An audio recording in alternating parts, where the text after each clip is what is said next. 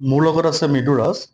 মৃদুৰাজ তোমাৰ আমাৰ এইবছৰ আমাৰ ইনষ্টিটিউটৰ পৰাই তেওঁ ইণ্টিগ্ৰেটেড বেটছত পাছ আউট হৈ পেলাই তেওঁ JEE মেইনছত 96% পাইছিলে, পাই তেওঁ NIT শিলচৰত পঢ়ি আছে।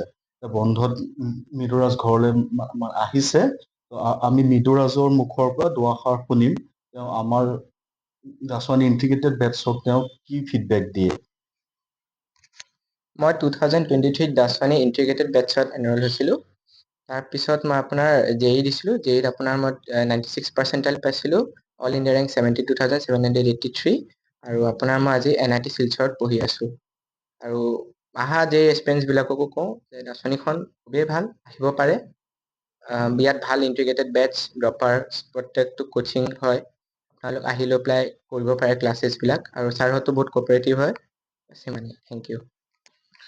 তুমি যেতিয়া ইণ্টিগ্ৰেটেড বেটছত এডমিশ্যন লৈছিলা, হয়, তোমাৰ তাত হাই ছেকেণ্ডেৰী ক্লাছ লগতে JEE হয়। যিখিনি বস্তু গোটেইখিনি তুমি ধুনীয়াকে মেকআপ কৰিব পাৰিছিলানে? ছাৰ প্ৰথমটো ছাৰ প্ৰব্লেম হৈছিল।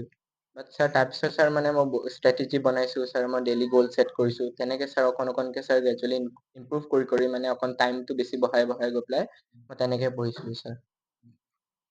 মই আৰু এটা কথা সুধো, এতিয়া বহুত ষ্টুডেণ্টছ মই দেখা পাওঁ বহুত গুৱাহাটী বা বাহিৰত গৈ এই ইণ্টিগ্ৰেটেড বেটছৰ নামত হয়, লগভগ 2 লাখ ৰুপিজ পাৰ ইয়েৰ হয়, খৰচ কৰে। হয়। চ' তুমি দাসৱানীটো নৰ্মেল জুনিয়ৰ কলেজৰ যিটো আমাৰ ষ্ট্ৰাকচাৰ, ফিজ ষ্ট্ৰাকচাৰ, সেইটো ফিজ ষ্ট্ৰাকচাৰে। হয়, ত' তুমি বাৰু ভাবানে যে তুমিতো ছাকচেছ হৈছাই, হয়, তুমি ভাবানে যে তেওঁলোক নগাঁওতে থাকি দাসৱানীতে পঢ়ি তেওঁলোকৰ যিটো গ'ল হয়। হাই ছেকেণ্ডেৰী এক্সাম লগতে JEE বা NEET এক্সামত ক্ৰেক কৰিব পাৰিবনে ল'ৰা ছোৱালীয়ে? নিশ্চয় পাৰিব। নিজৰ ওপৰত বিশ্বাসটো লাগিব মেইনলি। জেগা মেটাৰ নকৰে, নিজৰ ওপৰত মানে মেটাৰ কৰিব। আপুনি কেনেকৈ পঢ়িছে, কেনেকৈ মানে পঢ়িছে, ডেইলি গ'ল ছেট কৰিব, তেনেকৈ পঢ়িব। এতিয়া বাহিৰত থাকি কোটাত গৈ বহুতে যায় পঢ়িয়ে গৈ, বাট নিজৰ জেগাতো পাৰিব। আজিকালি বহুত ইনষ্টিটিউশ্যন খুলিছে, যেনেকৈ দাসৱানী নিজৰ জেগাত থাকি আমি নিজৰ জেগাৰ পৰা ওলাইছোঁ, আমিতো বাহিৰত যোৱা নাই, আমি কোটাত যোৱা নাই। বাট ইনষ্টিটিউশ্যনখনতো কোটাৰে হয়, ইয়াতে আমি থাকি পেলাই ৰিজাল্ট কৰিছোঁ। চ' পাৰিব, জেগালৈ মেটাৰ নকৰে। হয়। আপকামিং যিখিনি JEE এস্পাৰেণ্ট যাৰ জানুৱাৰীত হয়। পৰীক্ষা আছে, তুমি তেওঁলোকক লাষ্ট কি ক'বা তোমাৰ ফালৰ পৰা যে তোমালোকে এনেকে পৰীক্ষা দিবা? জানুৱাৰীত যিহেতু বেছি দিন নাই জানুৱাৰী এটেম্পটৰ কাৰণে, আপোনাৰ এতিয়াতো বেছি টাইম আপোনাৰ যেতিয়া নাই, এতিয়া যোনখিনিলৈকে পঢ়িলে ৰিভিজন কৰক প্ৰপাৰ।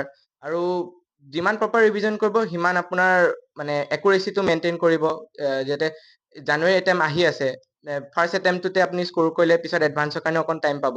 বাট এপ্ৰিল এটেম্পটো আপোনাৰ মানে টাইমটো অলপ কম পাব। জানুৱাৰী এটেম্পটোৱে মানে আপুনি ফাৰ্ষ্ট এণ্ড লাষ্ট এটেম্প বুলি ধৰক। আৰু পাৰিব, কুৱেশ্যনছ এতিয়া মেইনলি বহুত কৰিব, মানে ৰিভিজন যিমান পাৰে কৰক। আৰু মডেলছবিলাকতো কৰিছে, চ' পাৰিব। ঠিক আছে, মই মৃদুৰাজৰ লগত পাতিলো। মৃদুৰাজে ক'লে যে ধুনীয়াকে তুমি যদি কনফিডেন্সত থাকা, এতিয়া আমাৰ হাতত 1 মাহ সময় আছে। 1 মাহ সময় তেওঁলোকে JEE যি টাৰ্গেট আছে, JEE টাৰ্গেট আৰামছে এচিভ কৰিব পাৰিব। JEE টাৰ্গেটৰ পিছতেই ষ্টুডেণ্টৰ হাই ছেকেণ্ডেৰী পৰীক্ষা আছে। তেওঁলোকে যদি জোৰ দিয়ে JEE প্লাছ হাই ছেকেণ্ডেৰী তেওঁলোকে ধুনীয়াকে ক্ৰেক কৰিব পাৰিব। Thank you Mriduraj. হয়।